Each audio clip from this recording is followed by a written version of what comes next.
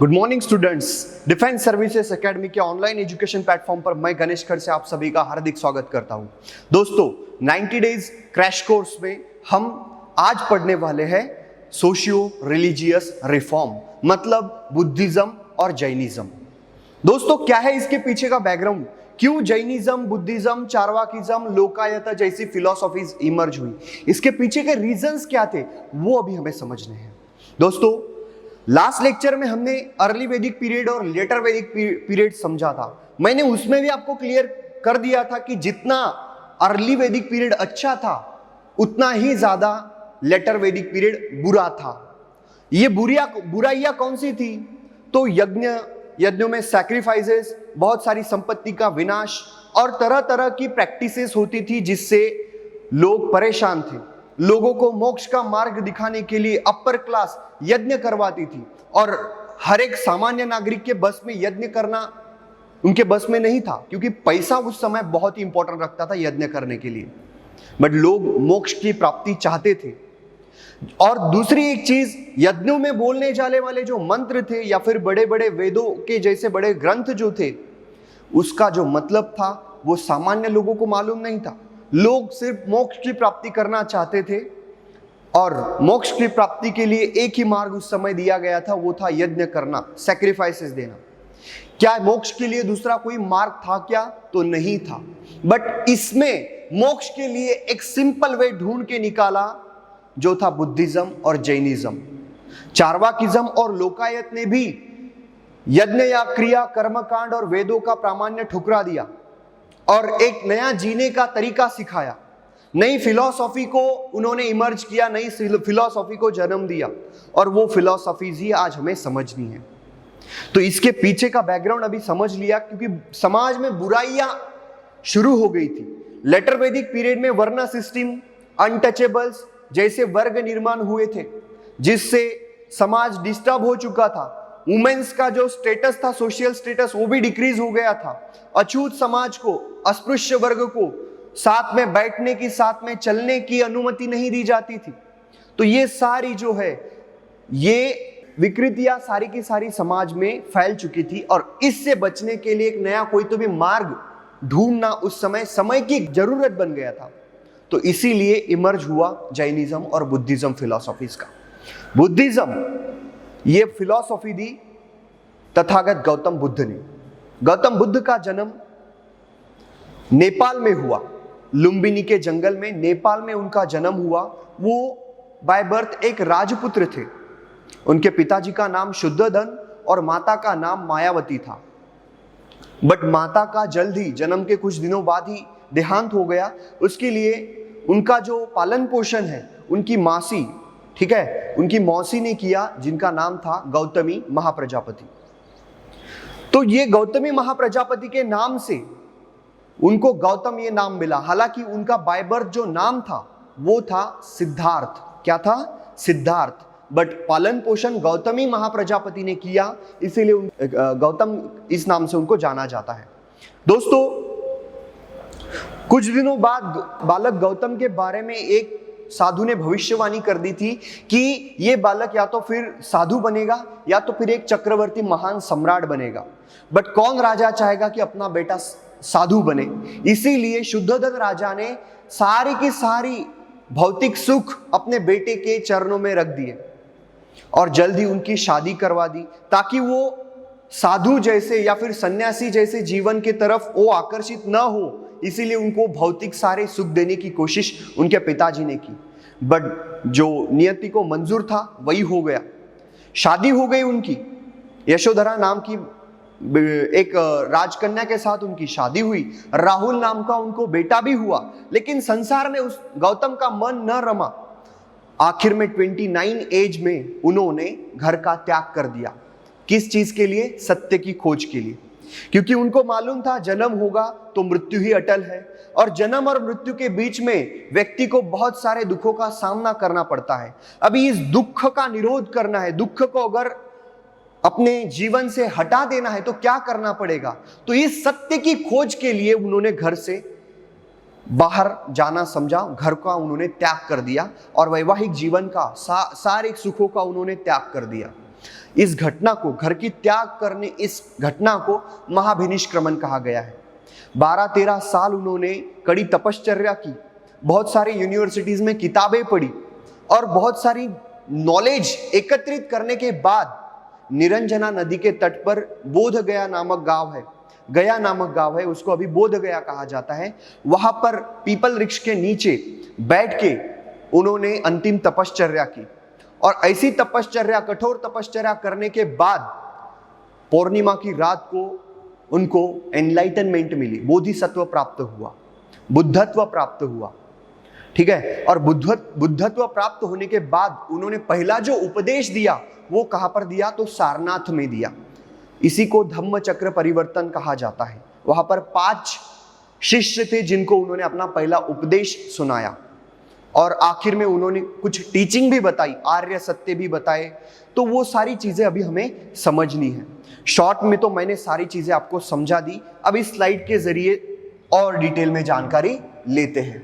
दोस्तों, गौतम बुद्ध, सिद्धार्थ उनका नाम था, सिद्धार्थ गौतम उनका बाय बर्थ, जन्म के समय उनका नाम था, बट माता उनकी गौतमी महाप्रजापति थी, इसीलिए उनको गौतम कहा गया है। ठीक है, उनकी जो क्लैन थी, ठीक है, क्लैन मतलब वंश, उस वंश का नाम शाक्य था। क्या था? शाक्य। इसीलिए गौतम बुद्ध को शाक्य मुनि के नाम से भी जाना जाता है, ये उनका दूसरा नाम होता है दोस्तों। ठीक है, प्रजापति गौतमी ने बालक गौतम का पालन पोषण किया, इसीलिए उनके नाम से उनको गौतम इस नाम से भी पुकारा जाता है। दोस्तों, 29 की एज में उन्होंने घर छोड़ दिया, गौतम बुद्ध ने घर छोड़ दिया। इस क्रिया को महाभिनिष्क्रमण कहा गया है। घर छोड़ने की क्रिया, ये क्वेश्चन पूछा गया है, इसको महाभिनिष्क्रमण कहा गया है, घर छोड़ने की क्रिया को। और जिस ट्री के नीचे उनको ज्ञान प्राप्त हुआ उस ट्री को आज बोधि वृक्ष, बोधि ट्री कहा जाता है। और वो ठिकान कौन सा है? तो गया, bank of the river Niranjana, Niranjana नदी के तट पर वो गया नाम का ठिकान है। आज उस गया को बोध गया कहा जाता है और उस वृक्ष को बोधि ट्री कहा जाता है, बोधि वृक्ष कहा जाता है, जो कि बिहार में है। पहला उपदेश गौतम बुद्ध ने 5 शिष्यों को दिया था और इस क्रिया को क्या कहा जाता है? सारनाथ में वो फर्स्ट उपदेश दिया था। इस क्रिया को धम्म चक्र प्रवर्तन कहा जाता है, धम्म चक्र प्रवर्तन। हर साल हम 14 अक्टूबर को धम्म चक्र प्रवर्तन दिन सेलिब्रेट करते हैं। ठीक है, अभी उनकी डेथ भी हुई 483 BC में, ये डेट्स कोई नहीं पूछता, बट कहां पर हुई डेथ ये पूछा जाता है। तो साल वृक्ष के नीचे कुशीनगर, इस जगह पर गौतम बुद्ध की मृत्यु हुई, डेथ हुई, जिसको डेथ की क्रिया को क्या कहा जाता है? महापरिनिर्वाणा। ये स्टेज है। अभी गौतम बुद्ध के जिंदगी में मेडिटेशन की अलग अलग मुद्राएं उन्होंने दी है। ठीक है, भूमि स्पर्श मुद्रा, मतलब ऐसे करके भूमि स्पर्श मुद्रा करके होती है। इस भूमि स्पर्श मुद्रा का मतलब होता है कि गौतम बुद्ध जब मेडिटेशन के लिए बैठे थे, डीप मेडिटेशन के लिए बैठे थे, तो एक राक्षस को, ऐसी एक स्टोरी बताई जाती है, एक्चुअली ऐसे हुआ या नहीं हुआ इसके बारे में मैं कुछ नहीं बता सकता, बट एक स्टोरी बताई जाती है उस मुद्रा के पीछे कि गौतम बुद्ध के मेडिटेशन को भंग करने के लिए एक राक्षस को भेजा गया था और गौतम बुद्ध के मेडिटेशन को भंग करने की उस राक्षस ने पूरी कोशिश की, लेकिन गौतम बुद्ध डिसअट्रैक्ट नहीं हुए, भंग नहीं किया उन्होंने उनका मेडिटेशन। और इस चीज के साक्षी के लिए उन्होंने पृथ्वी, मतलब जमीन को उन्होंने पुकारा, ऐसी मुद्रा की उन्होंने की, भूमि को स्पर्श करके ऐसी मुद्रा की और उससे उपदेश दिया कि मैं जो मेडिटेशन किया हूं, इससे जो मुझे एनलाइटनमेंट मिली है, इसका साक्ष्य कौन है, इसका आई विटनेस कौन है? तो भूमि है। कौन है? भूमि। ये पृथ्वी उसका आई विटनेस है। तो उस मुद्रा को भूमि स्पर्श मुद्रा कहा जाता है। महापरिनिर्वाण की भी ये मुद्रा है, हमें ये दिखाई देता है। तो इस मुद्रा में भी गौतम बुद्ध के बहुत सारे स्टैचू भारत में हैं। बुद्धा डिड नॉट बिलीव, ये देखो स्टेटमेंट्स पूछे जाएंगे गौतम बुद्ध के बारे में। Gautam Buddha did not believe in God, stressed on कर्म एंड अहिंसा। कर्म और अहिंसा के तत्व ज्ञान पर उन्होंने जोर दिया है। He was against the varna system. ठीक है, वर्ना सिस्टम के अगेंस्ट में थे। ये जो गौतम बुद्ध ने बुद्धिज्म की जो फिलॉसफी दी है, इस फिलॉसफी के तरफ बहुत सारे राजा अट्रैक्ट हुए, महिलाओं को भी उन्होंने दीक्षा दी, अछूत अनटचेबल्स को भी उन्होंने दीक्षा दी। अभी सारे लोगों को समाया और सारे लोगों को मोक्ष का मार्ग दिखलाया, बिल्कुल सिंपल वे। कोई भी पैसा खर्च न करते हुए भी आप मोक्ष प्राप्त कर सकते हो, जिसमें आप वेदों के पुराण पठन और यज्ञ करने की भी कोई जरूरत नहीं। सिंपल वे से मोक्ष मिल सकता है। इसीलिए ये मार्ग गौतम बुद्ध ने दिखलाया, इसीलिए बुद्धिज्म बहुत ज्यादा स्प्रेड हुआ और लोगों में इसको पॉपुलैरिटी मिली। तो ये चीज आपको याद रखनी है। गौतम बुद्ध ने जो फिलॉसफी दी ये ब्राह्मणिज्म के खिलाफ थी उस समय के, ठीक है। तो इससे ब्राह्मणिज्म दब जाता है और बुद्धिज्म जोर से इमर्ज हो जाता है। तो ये बुद्धिज्म का स्प्रेड 6ठी शताब्दी, कॉमन इरा की 6ठी शताब्दी तक हमें पूरे भारत में स्प्रेड होता हुआ नजर आता है, ठीक है। तो ये बुद्धिज्म बहुत ही लोकप्रिय फिलॉसफी थी। टीचिंग ऑफ बुद्धा, बुद्ध ने 4 सत्य बताए, आर्य सत्य। इसके ऊपर भी क्वेश्चन बन सकता है। जग में मतलब वर्ल्ड में दुख है, सैरो है, full of sorrow. Desire is the root cause of sorrow, मतलब महत्वाकांक्षा जो है, ठीक है, हम आशा करते हैं, आकांक्षा करते हैं, इच्छा रखते हैं, ये डिजायर जो है ये रूट कॉज है इस दुख का। अगर इस रूट कॉज को हटाना है, ठीक है, मतलब इस दुख को हटाना है तो डिजायर्स को जीत लेना पड़ेगा, डिजायर्स को कंट्रोल में रखना पड़ेगा। और डिजायर्स को कंट्रोल रखने के लिए आपको 8 फोल्ड पाथ अपनाना पड़ेगा, मतलब अष्टांग मार्ग अपनाना पड़ेगा। अभी अष्टांग मार्ग क्या है ये आपका होमवर्क रहेगा आज का। अष्टांग मार्ग मतलब 8 मार्ग दिए है गौतम बुद्ध ने, तो वो आपको लिखना है, ठीक है। The 3 jewels of, that is 3 Ratnas of Buddhism. कौन से है? बुद्ध, धर्म या फिर धम्म भी कहा जाता है, और तीसरा है संघ। ये 3 त्रिरत्नास है बुद्धिज्म के। अभी गौतम बुद्ध की डेथ के उपरांत गौतम बुद्ध ने जो संघ बनाया था अपने अनुयायियों शिष्यों का, उन शिष्यों ने 4 काउंसिल कंडक्ट की। 4 काउंसिल। अब ये 4 काउंसिल कहां पर होती है, कौन उसको पैट्रोनेज देता है, उसका चेयरपर्सन चेयरमैन कौन होता है, ठिकान कौन से है और कौन सा साल है, ये चार्ट आपको पूरा याद रखना पड़ेगा। इसके ऊपर भी क्वेश्चन पूछे गए हैं। तो आपके लुसेंट जनरल नॉलेज की किताब में भी ये चार्ट है, लगे तो इसका स्क्रीनशॉट निकाल के अपने बुक में नोट डाउन कीजिए। गूगल पर भी ये चार्ट अवेलेबल है। अभी देखो गौतम बुद्ध के लाइफ में जितनी भी घटनाएं हुई, उन घटनाओं को कुछ चीजों से डिनोट किया जाता है। जैसे कि उनका जन्म, उसको लोटस या फिर बुल से डिनोट किया जाता है। रेनोन्सिएशन मतलब उनकी घर त्यागने की जो क्रिया है, महाविनिष्क्रमण, उसको हॉर्स से डिनोट किया गया है, ठीक है। अभी एनलाइटनमेंट मतलब बोधि वृक्ष, बोधि ट्री, एनलाइटनमेंट को बोधि ट्री से डिनोट किया जाता है। फर्स्ट सरमन, पहला उपदेश, उसको व्हील, अशोक चक्र जिसको कहते हैं ना हम, उसको व्हील से डिनोट किया जाता है, ठीक है, फर्स्ट सरमन को। और डेथ जो है इसको स्तूप से डिनोट किया जाता है। स्तूप मतलब ये आर्किटेक्चर का नमूना होता है, ऐसे बिल्डिंग। ये सांची का बहुत ही बड़ा फेमस स्तूप है भारत में, मध्य प्रदेश में, भोपाल के पास में सांची नामक जगह है, वहां का ये स्तूप है। इस स्तूप में जो स्तूप होते हैं वहां पर जो भी बुद्ध या फिर बोधिसत्व जिनको प्राप्त हुआ है, उन लोगों की अस्थियां रखी जाती है, अस्थियां रखी जाती है। तो यहां पर गौतम बुद्ध की अस्थियां रखी गई थी सांची स्तूप में। यह सांची स्तूप किसने बनवाया था? तो ये सम्राट अशोक ने बनवाया था। अभी दोस्तों दूसरी फिलॉसफी है जैनिज्म। जैनिज्म और बुद्धिज्म की फिलॉसफी एक ही पीरियड में, कंटेम्पररी पीरियड में इमर्ज हुई। गौतम बुद्ध और वर्धमान महावीर दोनों एक दूसरे के कंटेम्पररी थे, मतलब समकालीन थे, और दोनों की फिलॉसफीज में बहुत सारी समानता भी है, बट थोड़ी बहुत चेंजेस आपको यहां पर दिखाई देते हैं। अभी वर्धमान महावीर के बारे में क्या कहा जाए तो उनके फादर का नाम है सिद्धार्थ, मदर का नाम था त्रिशला। उनका बर्थ कहां पर हुआ तो कुंडग्राम में हुआ, और डेथ पावानगरी में हुई, ठीक है। अभी ही attend the highest spiritual knowledge. जैसे गौतम बुद्ध को एनलाइटनमेंट मिली थी, वैसे ही वर्धमान महावीर को भी एनलाइटनमेंट मिली थी, बट उसको नया शब्द यहां पर दिया गया है, वो है केवल ज्ञान। क्या है? केवल ज्ञान, ठीक है। और महावीर, इनको फिर केवल ज्ञान मिलने के बाद उनको महावीर, ठीक है, उनका बाय बर्थ नाम क्या था तो वर्धमान था, और केवल ज्ञान मिलने के बाद उनको महावीर या फिर जिन कहा गया है, ठीक है। जिन या फिर महावीर, इसका मतलब होता है कि जिन्होंने अपने पूरे सेंसेस पर कंट्रोल, विजय हासिल रखी है उनको महावीर या फिर जीना कहा जाता है। तो ऐसे एक ही व्यक्ति थे जिन्होंने ये काम हासिल किया, ये अचीवमेंट उन्होंने अचीव की है, तो वो थे वर्धमान महावीर। दोस्तों, अंडर द पैट्रोनेज ऑफ चंद्रगुप्तम, देखो बुद्धिज्म जो है ये बहुत ही बड़ा पॉपुलर रिलीजियस या फिर फिलॉसॉफी हुआ है, क्योंकि पाटलिपुत्र में जितने भी राजा बड़े बड़े सम्राट हुए उन सब ने बुद्धिज्म को अपनाया था। जैसे कि सम्राट अशोक है, ठीक है, अजात शत्रु है, उसके बाद समुद्रगुप्त पर भी उसका इम्पैक्ट था बुद्धिज्म का, सातवाहन राजा थे, उसके बाद हर्षवर्धन राजा था। तो ऐसे बहुत सारे सम्राट जो थे उन्होंने बुद्धिज्म को पैट्रोनेज दी थी, राजाश्रय दिया था और बुद्धिज्म की स्प्रेडिंग के लिए काम किए थे।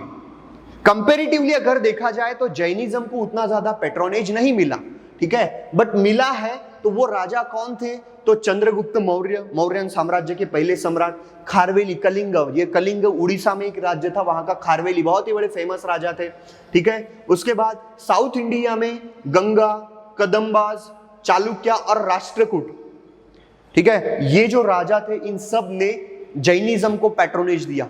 बट पैट्रोनेज देने के बाद स्प्रेडिंग के लिए उतना कुछ काम नहीं किया उन्होंने, इसीलिए जैनिज्म उतना ज्यादा स्प्रेड नहीं हो पाया।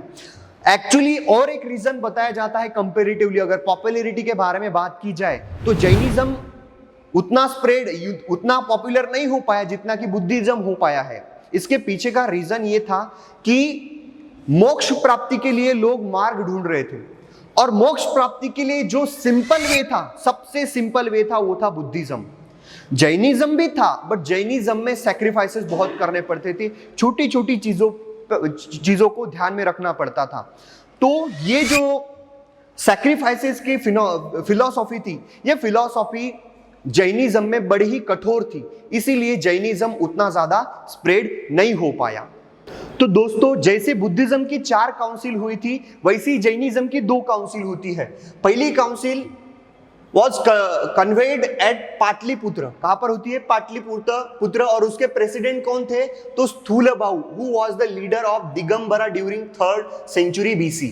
देखो, बुद्धिज्म के भी 2 संघ डिवाइड होते हैं।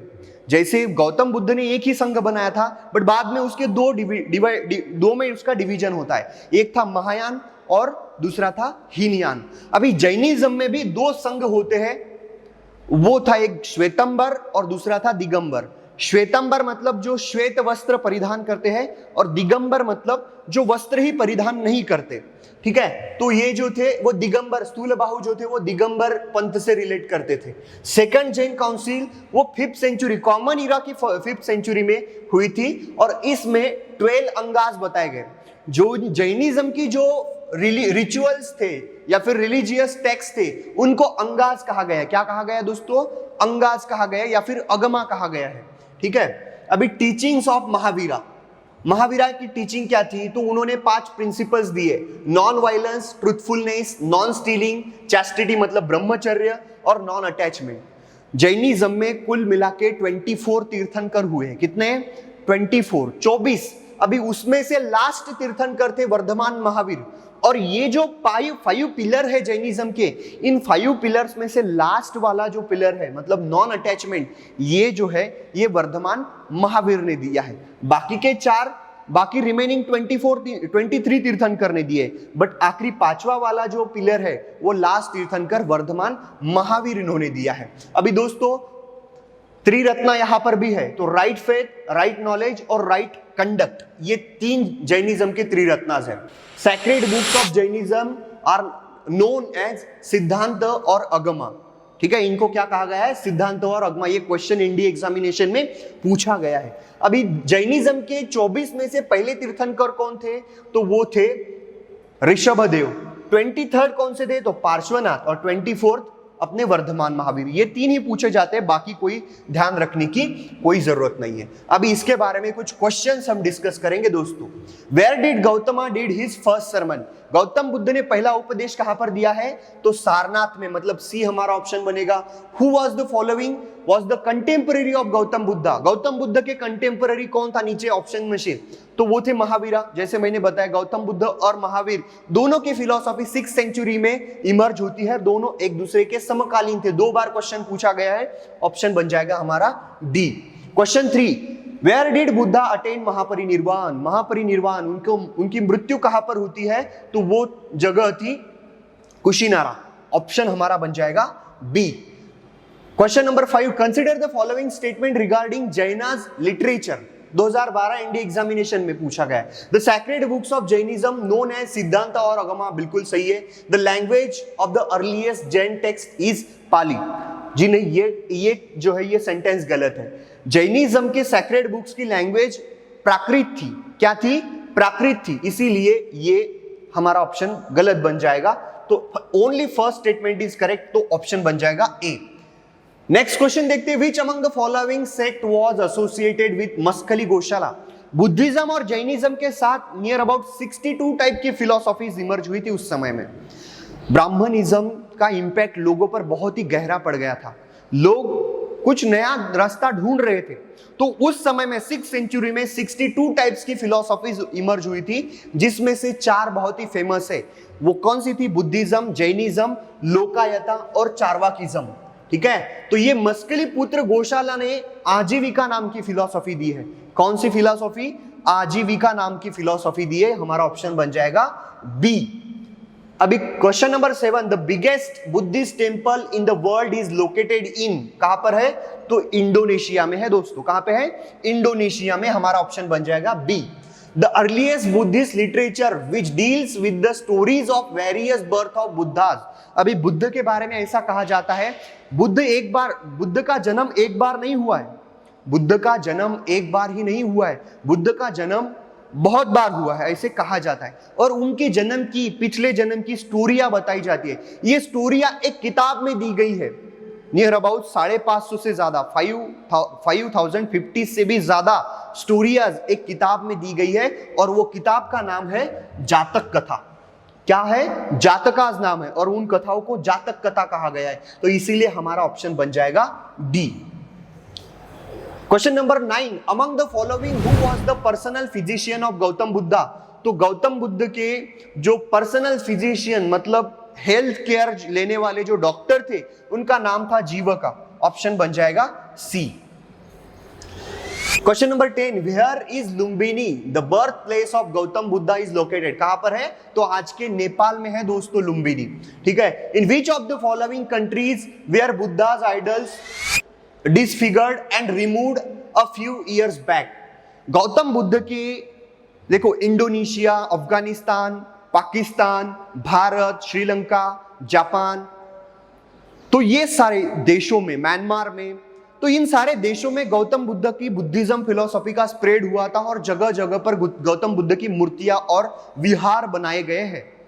बट अफगानिस्तान में कुछ दिनों पहले, कुछ साल पहले, अफगानिस्तान में गौतम बुद्ध की जो बड़ी बड़ी मूर्तियां थी, उन मूर्तियों को डिस्ट्रॉय किया गया। अभी इसके पीछे गौतम बुद्ध की फिलॉसफी अहिंसात्मक फिलॉसफी थी, और वहां के लोग जो हिंसा जानते हैं, ठीक है, जो कुछ वहां पर लोग हैं जो हिंसा का समर्थन करते हैं, उन लोगों ने गौतम बुद्ध की वो बड़ी बड़ी प्रतिमाएं जो थी उनको डिस्ट्रॉय किया। कहां पर? अफगानिस्तान में। तो ऑप्शन बन जाएगा सी। हालांकि ये अलग बात है कि उसको रिकवर किया जा रहा है अभी अच्छे लोगों द्वारा, बट उसको डिस्ट्रॉय किया गया था। वो जगह थी, वो देश था अफगानिस्तान।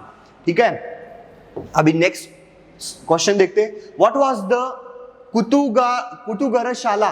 ये पाली वर्ड है, लिटररी अ हट विथ पॉइंटेड रूफ।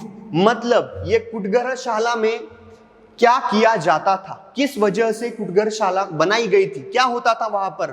तो वहां पर देखो, वहां पर a place where intellectual debates among Buddhist mendicants took place. मतलब जो बुद्धिज्म के रास्ते पर चलने वाले जो फिलोसोफर्स थे, ठीक है, बुद्धिज्म एक बहुत ही साइंटिफिक रिलीजन था दोस्तों, साइंटिफिक फिलॉसफी डेवलप करने वाला धर्म था, साइंटिफिक टेम्पर डेवलप करने वाला धर्म था।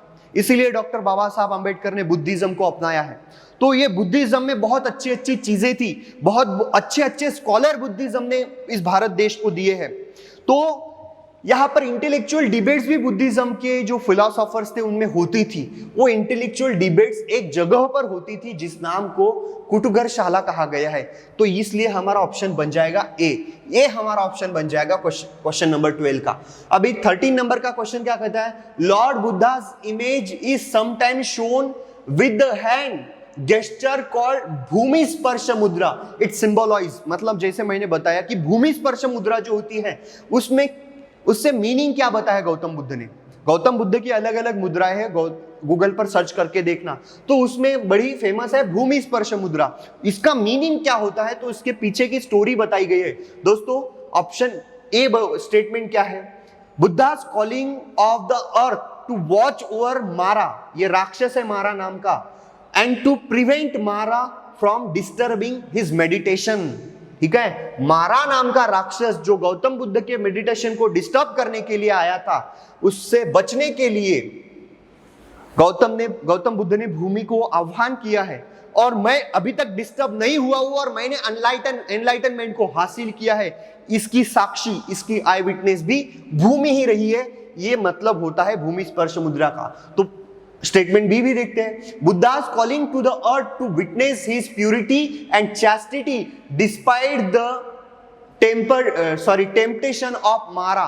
मतलब ए भी स्टेटमेंट सही है और बी भी स्टेटमेंट सही है।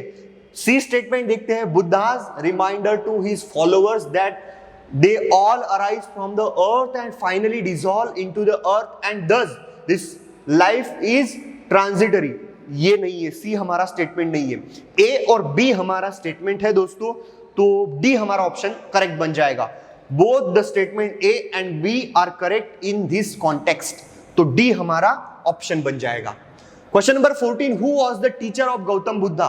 तो गौतम बुद्ध के टीचर, गौतम बुद्ध ने जब घर का त्याग किया था तो वो बड़े अलग अलग गुरुओं के पास में गए थे। तो सबसे पहले वो जिस गुरु के पास में गए थे उनका नाम था आलार कलामा। क्या नाम था, आलार कलामा। तो ऑप्शन बन जाएगा हमारा बी।